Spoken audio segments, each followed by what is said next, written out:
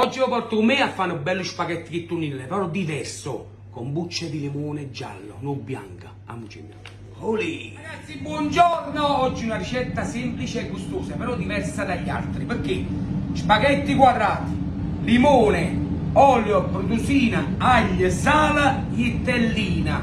Quindi ci dice a secco limone e ittellina. Poi lo faccio vedere. Amici miei. Assaggio telline, olio, aglio, mettiamoli dentro e facciamo lavando bene.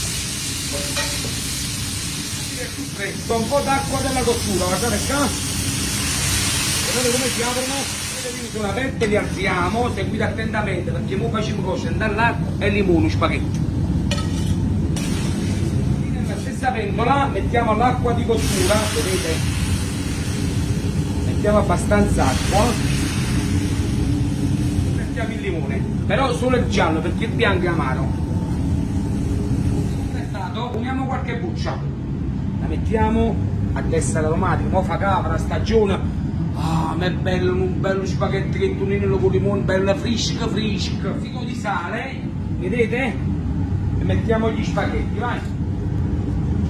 Un po' di tempo che si fa spaghetti con limone, ci usciamo un po' di telline, vedete? Ci vuole una poca pazienza, però quando vi mangiate con due supette è uno spettacolo, una quantità la ci usciamo, una parte la mettiamo sopra così, con bellezza, con guarnizione, e assaggiamo, madonnina, il sapore più bello che ci sta come frutti di mare.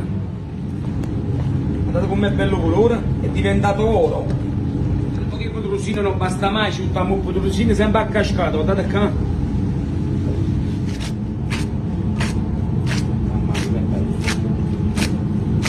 Pronta.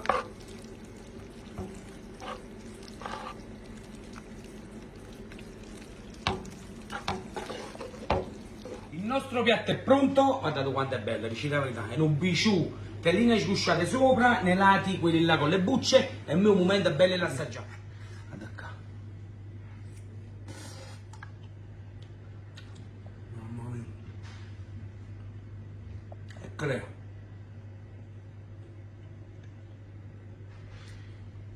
Un po' pianino, l'aroma del limone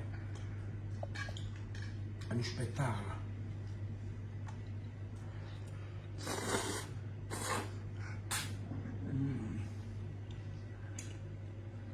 Mamma mia, sto qua da fa subito.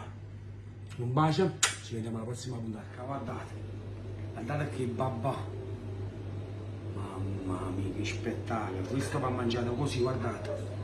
Salsa rosa